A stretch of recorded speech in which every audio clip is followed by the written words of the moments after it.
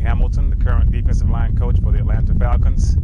I've been coaching in the NFL for 22 years, been with the Falcons, I've been with the Jacksonville Jaguars, Cleveland Browns, New England Patriots, New York Jets, Oakland Raiders, and learned a lot from players, learned a lot from other coaches. Today we're going to talk a lot about pass rush technique, how to improve your defensive line pass rush technique. In my years of coaching and pass rush technique, there's like 4 or 5 essential things that you have to do to be a good pass rusher in the NFL or in high school or in college on any level, actually. The number one thing is your stance. A good stance is a basis of most football players and what they're going to do, whether against a run or against a pass. Being a proper stance to be able to have a successful pass rush is essential. And then obviously after the stance is your get off. All great pass rushers, from Deacon Jones to Michael Strahan, all of them have that great get off, the ability to close the gap between the line of scrimmage and the offensive blocker in order to make your move. And then, of course, with the pass rush rules now in high school and college, offensive linemen can use their hands quite a bit. So hand technique is a big important thing in pass rush. That's number 3 for us, hand technique. And then obviously your individual pass rush technique, whether you're going to use an arm over or arm under or a spin or a shake and bake, whatever move you're going to use, you have to perfect that technique. And then what we try to get all offensive linemen to do is to give us a soft shoulder, an area for us to run around or run through. So the last thing would be to recognize the soft shoulder and attack the soft shoulder in your pass rush.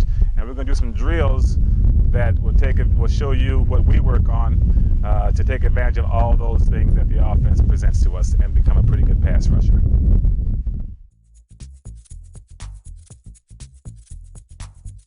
The first thing we're going to talk about today in the pass rush technique is a pass rush stance. Obviously, when it's first and second down and you're in a different stance, you're in a run mode type of stance. And then when it's third down, time to lay your ears back. Now we're going to talk about a pass rush stance. And that's a totally different stance for a defensive lineman. A stance that allows them to get off on the ball as quick as they can and close the gap and attack the offensive lineman and attack the quarterback. Okay, Drew, come on in. We're going to demonstrate that.